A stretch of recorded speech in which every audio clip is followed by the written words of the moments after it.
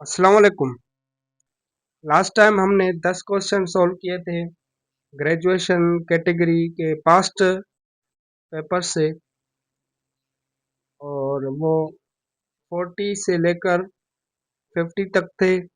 और अब हम 51 से लेकर 60 तक सॉल्व करेंगे। तो ये पहला क्वेश्चन है, इसको हम समझेंगे। There are 75 marbles in the pockets. One third are black and the rest are white. The white marbles are। एक पॉकेट है, ठीक है, उसमें 75 मार्बल्स हैं। उन 75 मार्बल्स में से वन थर्ड जो थे वो वन थर्ड जो हैं वो ब्लैक हैं, एंड द रेस्ट और वाइट, एंड जो बाकी हैं वो वाइट हैं। तो बताएं कि वाइट मार्बल्स जो हैं वो कितनी हैं। तो बहुत ही इजी क्वेश्चन है। हमें यहाँ पर टोटल मार्बल्स दिए गए हैं, हमें पार्ट मालूम करना है, ठीक है, किसका, ब्लैक मार्बल्स का। अब यहाँ देखें, सॉल्यूशन लिखेंगे। हमें टोटल मार्बल्स जो हैं वो दी गई हैं, ठीक है, उनमें उनको हम मल्टीप्लाई करेंगे, ठीक है, पार्ट से। पार्ट कौन सा दिया गया है, वन थर्ड। तो हम वन थर्ड यानी पार्ट जो होगा उससे मल्टीप्लाई करेंगे, ठीक है। तो वन थर्ड तो उस टोटल से मल्टीप्लाई करेंगे तो ब्लैक मार्बल्स का तादाद मिलेगा हमें, ठीक है, ब्लैक मार्बल्स का तादाद मिलेगा। अब देखें, 75 टोटल मार्बल्स हैं, मल्टीप्लाई करेंगे वन थर्ड से, 1/3। वन थर्ड यानी मतलब 1/3। टू थर्ड यानी 2/3, ठीक। अब 3 की टेबल 75 पर लगाएंगे, यानी 75 को 3 डिवाइड करेगा तो 3 1 3, 2 3 6, 1 राइट में जाएगा तो कितना हुआ, 15, 5 3 15। तो ब्लैक मार्बल्स की तादाद कितनी है, 25। हमें मालूम करनी है कि वाइट मार्बल्स कितनी हैं। रिमेनिंग जो हैं 75 टोटल्स थी, उस उनमें से ब्लैक थी 25, ठीक है। तो बाकी में हमें वाइट मालूम करनी है, वाइट मार्बल मालूम करनी है। तो फिर हम क्या करेंगे, टोटल में से ब्लैक को, ब्लैक के तादाद को सब्ट्रैक्ट करेंगे। टोटल हमें दिए गए थे दी गई थी 75, माइनस करेंगे 25। तो 75 में से 25 हमने सब्ट्रैक्ट करना है। 5 में से 5 निकालें तो 0, 7 में से 2 को निकालें तो 5। तो बाकी जो रिमेनिंग मार्बल्स हैं वो हैं 50। तो हमारा करेक्ट ऑप्शन जो है वो है सी। क्वेश्चन नंबर 52 है। ये जो हम प्रॉब्लम सॉल्व कर रहे हैं ये वर्ड प्रॉब्लम्स हैं, तो 60 तक वर्ड प्रॉब्लम्स होंगे। 52 क्वेश्चन है, in class 6 25 students out of 45 passed a science test. The ratio between the passed students and the total students। Students जो हैं टोटल क्लास में वो हैं 45, उसमें से उनमें से 25 स्टूडेंट्स जो हैं वो साइंस की टेस्ट में पास हुए हैं। तो हमें मालूम ये करना है कि रेशो हमें मालूम करना है जो पास स्टूडेंट्स हैं उनके बीच और जो टोटल स्टूडेंट्स हैं उनके बीच, ठीक है। तो टोटल स्टूडेंट्स कितने हैं, 45, ठीक है, और उस उनमें से 25 पास हैं। तो यहाँ पर हम लिखेंगे पहले पास स्टूडेंट्स लिखेंगे, ठीक है, पास स्टूडेंट और टोटल स्टूडेंट। पास स्टूडेंट्स जो हैं वो 25 है और टोटल स्टूडेंट्स है 45। इन दोनों पर कॉमन टेबल कौन सी लग रही है वो हम लगाएंगे। ये दोनों कौन से नंबर से डिवाइड होंगे, 5 से। तो 5 की टेबल दोनों पे, 5 5 दा 25, 9 5 दा 45। ठीक, तो यहाँ पर हमारा कौन सा आंसर आ रहा है, 5:9। इसको हम पढ़ेंगे 5:9। ठीक है, तो ये ऑप्शन हमारा बी करेक्ट है। अगर फर्ज करें कि ऐसे कहता कि in class 6 25 students passed out of 45 science test, the ratio between the pass fail students and the total students। तो हम क्या करते,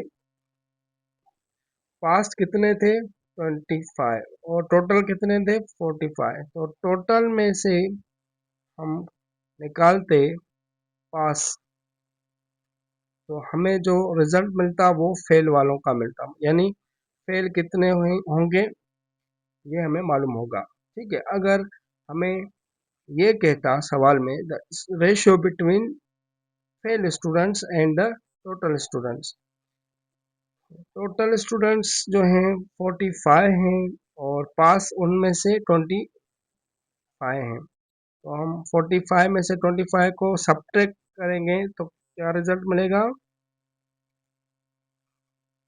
20। 20 फेल, 20 फेल हैं। तो हम फेल और टोटल का कैसे रेशो रेशो मालूम करते, fail students and total students. Fail का तादाद लिखते 20, ठीक है, फेल का तादाद लिखा हमने 20 और टोटल स्टूडेंट्स का तादाद लिखा 45। यहाँ पर टेबल लगाते 4 5 दा 20, 9 5 दा 45। ठीक है, लेकिन यहाँ पर हमें सवाल ये दिया गया है कि पास और टोटल स्टूडेंट्स का रेशो फाइंड करें, तो ये बी है हमारा। ठीक, क्वेश्चन नंबर 53 है, 25% of Hasan salary is 99,250। His total salary is, हमें यहाँ पर टोटल सैलरी फाइंड करनी है। हसन की सैलरी में से 25% जो है वो ये है। ठीक है, हमें यहाँ पर पार्ट दिए गए हैं, ठीक है, रेट भी दिया गया है 25% जो के इक्वल है इस सैलरी के। ठीक है, तो हमें टोटल फाइंड करना है। अब इस टाइप का अगर क्वेश्चन हो तो हम क्या करेंगे, टोटल जब फाइंड करना हो तो बहुत ही आसान है। टोटल जब हम फाइंड करेंगे तो हम जो यहाँ पर अमाउंट है, ठीक है, ये पार्ट है ना, इस अमाउंट को, amount of part, amount, sorry, part of amount, part of amount, part of amount को डिवाइड करेंगे जो रेट है, रेट यानी परसेंटेज। ठीक है, तो हिस्सा यहाँ पर कितना है, 9250 डिवाइड बाय 25%। अब हम इसको कैसे लिखेंगे, परसेंटेज को हम लिखते हैं 25% है तो उसको लिखेंगे 25/100। अब फ्रैक्शन का रूल आपको मालूम होगा, डिवाइड में अगर फ्रैक्शन होता है तो हम इसको कन्वर्ट करते हैं मल्टीप्लाई में। 100 हम ऊपर देंगे और 25 नीचे। ठीक है, अब आप इसकी टेबल इस पर लगाएं, फिर भी कोई मसला नहीं। अगर इसकी टेबल 100 और 25 पर कॉमन टेबल लग रही है तो लगा सकते हैं, ठीक है। तो यहाँ पर 125 द 25 और 425 द 100, ठीक है। तो हम क्या करेंगे, 4 को इससे मल्टीप्लाई करेंगे। 4 0 द 0, 4 5 द 20, तो ऊपर गया। 2 4 द 8, 8 और 2 10, 1 ऊपर। 9 4 द 36, 36 और 1 37। तो हमारा जो ऑप्शन है, ये हमारा आंसर निकला, और जो हमारा ऑप्शन है वो करेक्ट है, सी के। क्वेश्चन नंबर 54 है, the motor bike cover 80 kilometre in 2 hours and its speed is. एक मोटर बाइक है जो कवर कर रही है 80 किलोमीटर 2 घंटों में, तो बताएं कि इसकी स्पीड क्या है, ठीक है। बहुत ही आसान क्वेश्चन, बहुत ही आसान, ठीक है। ये कैसे होगा, आपको स्पीड का फार्मूला पता होगा। स्पीड जो होती है वो distance upon time, distance upon time. Speed मालूम करने का ये फार्मूला होता है। हमें जो डिस्टेंस है वो कितना दिया गया है, 80 किलोमीटर। तो 80 किलोमीटर रखेंगे ऊपर, ठीक है, और 2 आवर यहाँ पर नीचे रखेंगे। हमें स्पीड मालूम करनी है, ठीक है। अब 2 की टेबल, 2 1 द 2, 4 2 द 8 0, तो 40 किलोमीटर पर आवर, ठीक है। ये स्पीड है उस मोटर बाइक। तो हमारा करेक्ट ऑप्शन है B.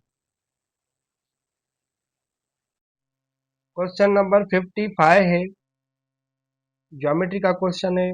A circular park has a radius 14 meter, it's area is.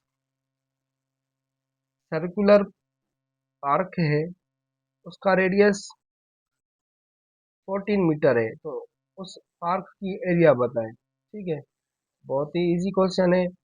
फर्ज करें कि ये पार्क है, ठीक है, और इसका जो रेडियस है वो कितना है, वो है 14 मीटर, ठीक है। तो हमें क्या मालूम करना है, इसकी एरिया फाइंड करें। तो ये सर्किल है, तो सर्किल की एरिया इसके इक्वल है, तो ये पाई आर स्क्वायर, ये फार्मूला है एरिया फाइंड करने का। तो आर क्या होता है, आर यानी रेडियस, ठीक है, आर यानी रेडियस। तो हम पाई का वैल्यू जो है वो कांस्टेंट होता है, उसको हम इस के से भी लिखते हैं 22/7, ठीक है। और आर का जो वैल्यू यहाँ पर दिया गया है वो है 14, ठीक है। तो 14 को ऊपर देंगे, ये स्क्वायर है तो स्क्वायर देंगे, 22/7। 14 को स्क्वायर है तो 14 मल्टीप्लाई बाय 14, तो 7 बता 7 2 7 दा 14।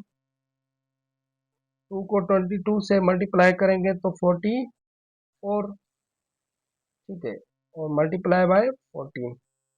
44 को 14 से मल्टीप्लाई कैसे करेंगे, 14 42 सॉरी 44 को 14 से मल्टीप्लाई करें। 4 4 the 16, 4 4 the 16, 16 and 1 70। First number के नीचे हम मल्टीप्लाई की सिंबल देंगे या जीरो देंगे। 4 1 द 4, 4 1 द 4, और 6 ऐड करेंगे, 6, ये 7 और 4 11, 1 and 1 1 and 1 2, 2 and 4 6, तो 616 मीटर स्क्वायर, ठीक है। मीटर स्क्वायर हमने इसलिए दिया क्योंकि ये भी क्या है, मीटर में है, ये भी क्या है, मीटर में है। तो मीटर मल्टीप्लाई मीटर तो मीटर स्क्वायर, और एरिया का जो यूनिट होता है उसको हम स्क्वायर में लिखते हैं। तो 616 हमारा आंसर मिला, वो का कौन सा ऑप्शन में है, इस सी में है। तो ये हमारा करेक्ट ऑप्शन है। ठीक है। क्वेश्चन नंबर है 56। If 70 men dig 630 meter square of soil in 5 days, in the same proportion 80 men can dig the quantity of soil. 70 लोग हैं जो जमीन की खुदाई कर रहे हैं, जिस जिसकी एरिया है 630 मीटर स्क्वायर, 5 दिनों में। सेम प्रोपोर्शन, उसी रफ्तार से काम उनका चल रहा है, सेम ही काम है। Eight 80 men can dig the quantity of soil in 10 days, यानी 80 लोग जो हैं वो कितना काम कर सकेंगे 10 दिनों में, ये हमें मालूम करना है। तो पहले हम, ये कंपाउंड प्रोपोर्शन है, ठीक है, इसको कैसे सॉल्व करेंगे। अब हमें क्या दिया गया है, मेन, और काम दिया गया है। 70 लोग जो हैं इतना काम कर रहे हैं 5 दिनों में। तो हमें ये मालूम करना है कि 80 लोग कितना काम करेंगे 10 दिनों में। तो हमें काम मालूम करना है, तो बहुत ही आसान है। पहले हम लिखेंगे कि पहले मेन लिखें या टाइम लिखें, हमारी मर्जी। तो यहाँ पर हम मेन लिख रहे हैं, और यहाँ पर डेज लिख रहे हैं, और यहाँ पर वर्क। ठीक है। तो 70 लोग हैं, 5 दिनों में काम कर, 5 दिनों में 630 मीटर स्क्वायर की खुदाई कर रहे हैं।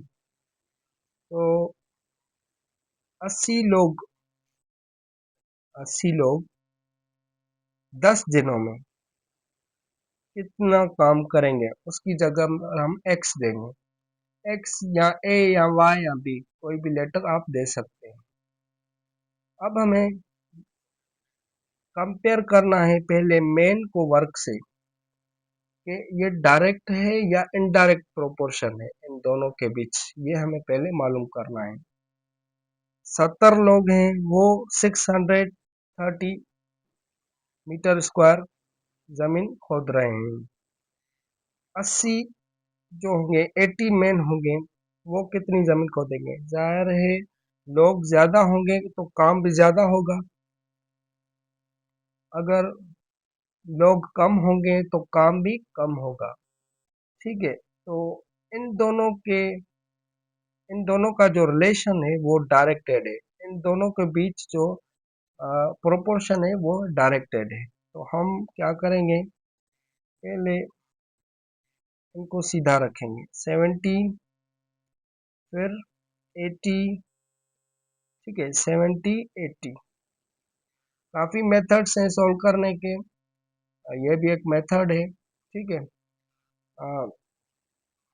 तो पहले हम इस तरीके से सॉल्व करते हैं, 70 और 80, फिर हम रखेंगे 630 और x। ठीक है, एक प्रोपोर्शन इन दोनों की ये बनी। अब दूसरी प्रोपोर्शन हमें इसकी इससे चेक करनी है कि ये डायरेक्टेड है या इनडायरेक्टेड है। ठीक है। तो हमें क्या करना है कि पहले चेक करना है कि ये जो है ये डायरेक्टेड है या इनडायरेक्टेड है। 5 दिनों में 630 मीटर स्क्वायर काम हुआ है। और 10 दिनों में कितना काम होगा।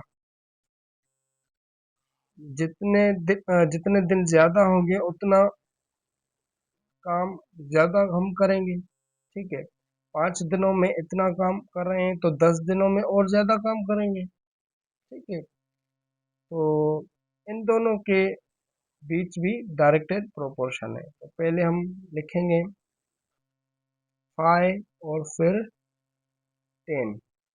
ये दोबारा नहीं लिखेंगे। ठीक है, ये एक बार हमने लिख लिया क्योंकि दोनों प्रोपोर्शन में इस प्रोपोर्शन इस प्रोपोर्शन में और इस प्रोपोर्शन में ये दोनों कॉमन है। ठीक है, तो हम क्या करेंगे, एक्सट्रीम्स जो हैं ये हैं एक्सट्रीम्स, इनको मल्टीप्लाई करेंगे और ये जो हैं ये मीन्स हैं, इनको आपस में मल्टीप्लाई करेंगे। ठीक है, तो x multiply by 17 plus 5 is equal to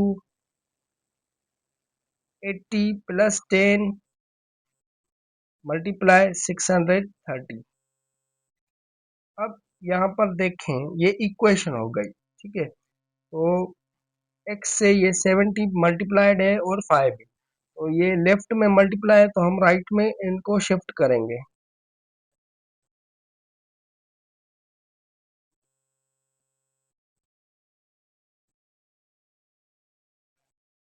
ठीक है, तो हम इसको डिवाइड करेंगे तो 0 0 में कैंसिल। ठीक है, 7 की टेबल 7 वन दा 7 और 9 7 दा 63। ठीक है, और 5 की टेबल 10 पर 2 टाइम 5 वन दा 5 2 5 दा 10। तो कौन यहाँ पर 1 1 हो गए, 1 1 दा 1 ही, 2 9 दा 18, 2 9 दा 18। अब 18 को 80 से मल्टीप्लाई करेंगे तो क्या रिजल्ट मिलेगा हमें, 1440 मीटर स्क्वायर। ठीक है, तो हमारा जो करेक्ट ऑप्शन है वो है यहाँ पर डी।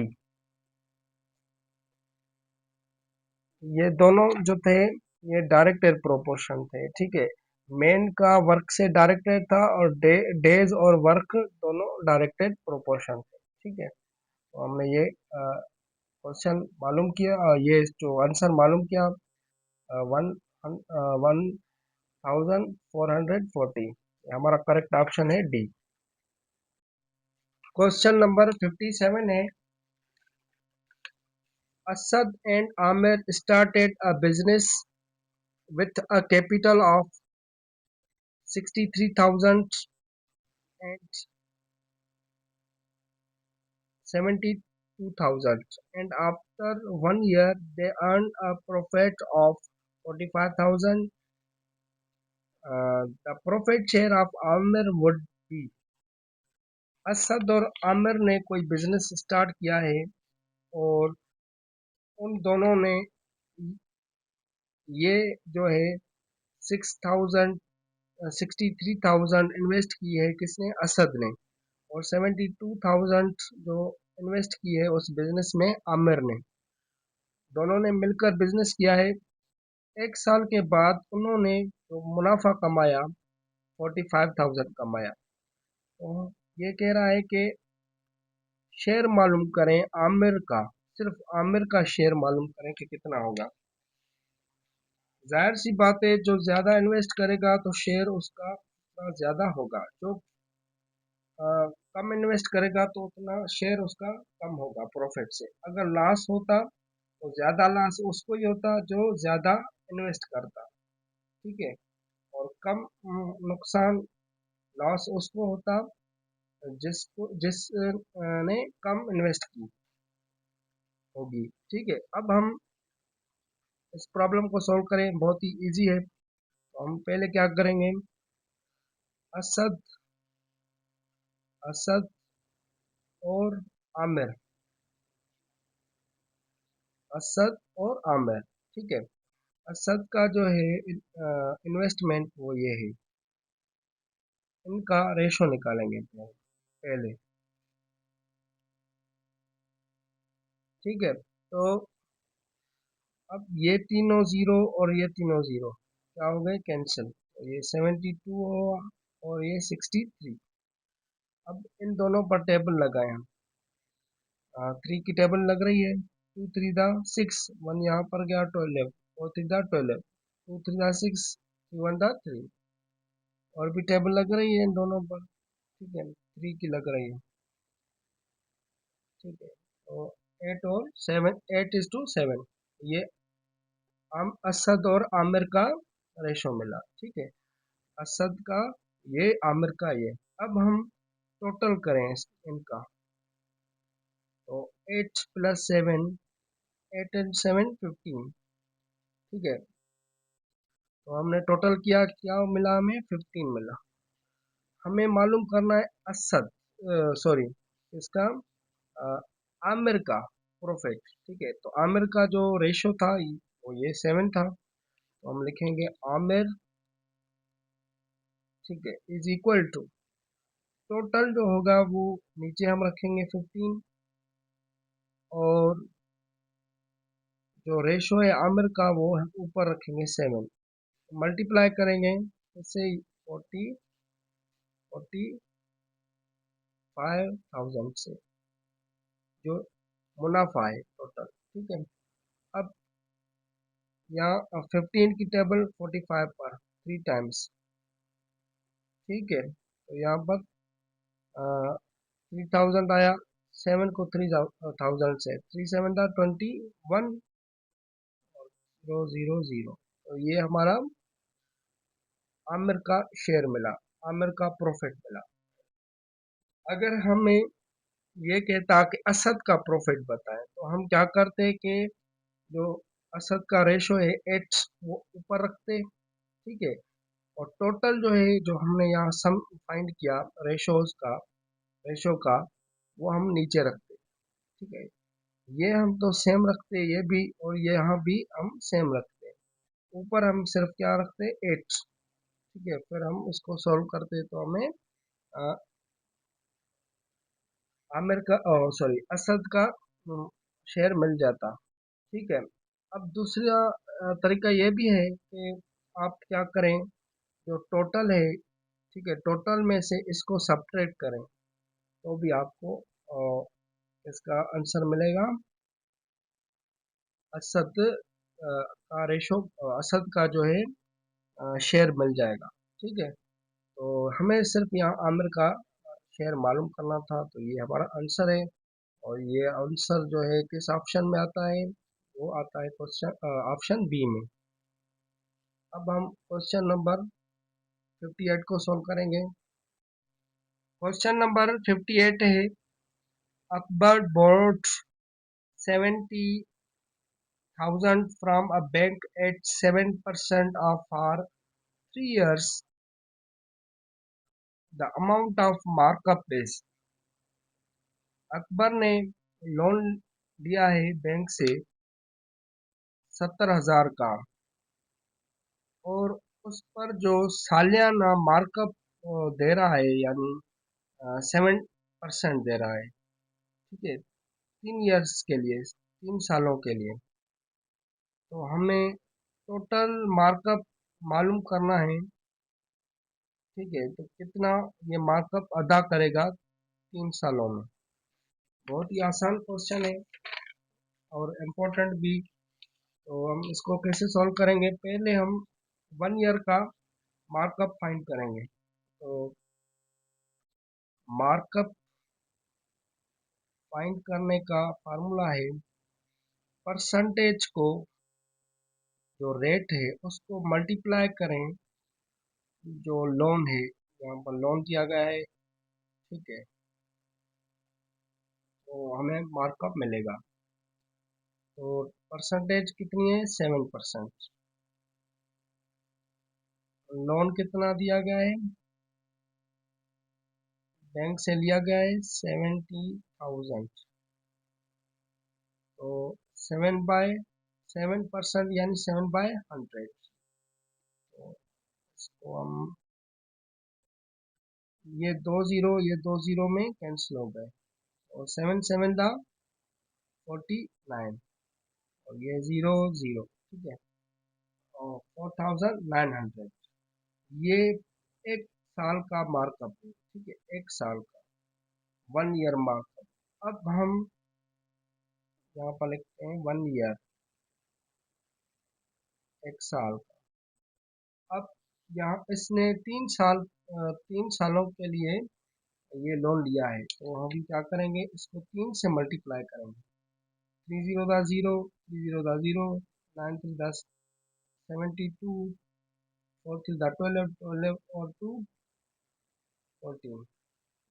हमारा जो करेक्ट ऑप्शन है वो कौन सा है, 1470, सॉरी 1700, ये हमारा करेक्ट आंसर है। यहाँ पर ऑप्शन ए हमारा करेक्ट है, ठीक है। अगर 4 सालों के लिए लेता, 5 सालों के लिए लेता, तो हम उस हिसाब से यहाँ मल्टीप्लाई करते, ठीक है। बहुत ही आसान क्वेश्चन था। क्वेश्चन नंबर 59 है, if the listed price of the sofa set is 80,000 with a discount of 8%, the net selling price would be। इसमें हमें सेलिंग प्राइस मालूम करनी है, और यहाँ पर डिस्काउंट जो है वो 8% दिया गया है। जो प्राइस है, जो लिखी हुई है सोफा सेट की, वो है 80,000 और उस पर डिस्काउंट किया जा रहा है 8%। तो हम 8% पहले डिस्काउंट मालूम करेंगे, उसके बाद वो डिस्काउंट जो है वो इस लिस्टेड प्राइस से हम सब्ट्रैक्ट करेंगे, और जो रिजल्ट मिलेगा वो हमें सेलिंग प्राइस का मिलेगा। बहुत ही आसान है, इसको देखें कैसे सॉल्व करते हैं। जो रिटर्न प्राइस है, पहले हम डिस्काउंट फाइंड करेंगे, डिस्काउंट फाइंड करेंगे, ठीक है। तो वो कैसे फाइंड होगा, हम जो रेट दिया गया है उसको मल्टीप्लाई करेंगे रिटर्न प्राइस से, लिस्टेड प्राइस से, ठीक है, लिस्टेड प्राइस से। अब रेट है 8% और लिस्टेड प्राइस है 80,000, ठीक है। तो इसको हम 8% को ऐसे लिख सकते हैं, 8/100। अब ये दोनों दो जीरो, इन दो जीरो में कैंसिल हो गए, तो 8 8 64 और 0 0, तो हमें डिस्काउंट मिला 6,400। ये डिस्काउंट किया जा रहा है इस लिस्टेड प्राइस पर, यानी इसे अब सेलिंग कितने में हो, सेलिंग जो है वो हमें मालूम करनी है, सेलिंग प्राइस जो है वो मालूम करनी है, ठीक है। तो हम क्या करेंगे, जो लिस्टेड प्राइस थी उसमें से हम डिस्काउंट को सब्ट्रैक्ट करेंगे। तो लिस्टेड प्राइस कौन सी थी, 80,000, और डिस्काउंट क्या मिला हमें, 6,400। हम सब्ट्रैक्ट करेंगे, ठीक है। तो सब्ट्रैक्ट आसान है, 0 0 4 6, 0 में से 0 को सब्ट्रैक्ट करें तो 0, 0 में से 0 को सब्ट्रैक्ट करें तो 0, 0 से 4 नहीं कटेगा, तो हम 8 से 1 लेंगे और यहाँ पर होगा 10, 10 में से 4 6, या 9, 9 में से 6 है 3 और यहाँ पर 7। तो हमारा जो करेक्ट ऑप्शन है, ये हमें करेक्ट जो है आंसर मिला। देखें कि ये ऑप्शन है, ये ऑप्शन बी में है, ठीक है। तो इस तरह ये सॉल्व होगा। 73,600 ये हमारा आंसर मिला, तो ये ऑप्शन बी हमारा करेक्ट है। अब इस पेपर का लास्ट क्वेश्चन है 60। The arithmetic mean of students' scores in the math subject 7, 5 and 74 and 10 is। हमें अर्थमेटिक मीन फाइंड करना है। बहुत ही आसान होता है, इसको हम एवरेज भी कह सकते हैं। ठीक है, तो एवरेज जो होती है उसका फार्मूला क्या होता है, यहाँ पर ही सॉल्व करते हैं। ठीक है, सॉल्यूशन।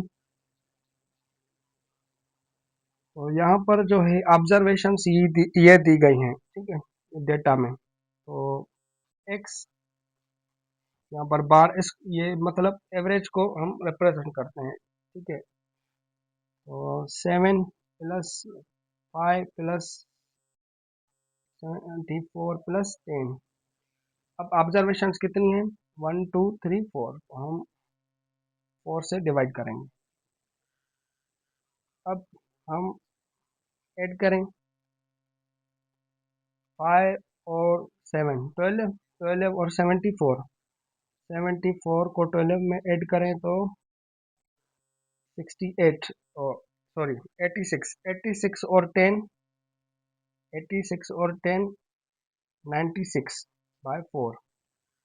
अब इन दोनों पर कॉमन टेबल कौन सी लग रही है, 4 की। 4 1 दा 4, 2 4 दा 8, तो 1 यहाँ पर 16, तो 4 4 दा 16, तो हमारा आंसर जो है करेक्ट 24 है। तो हमारा जो ऑप्शन है करेक्ट वो है सी।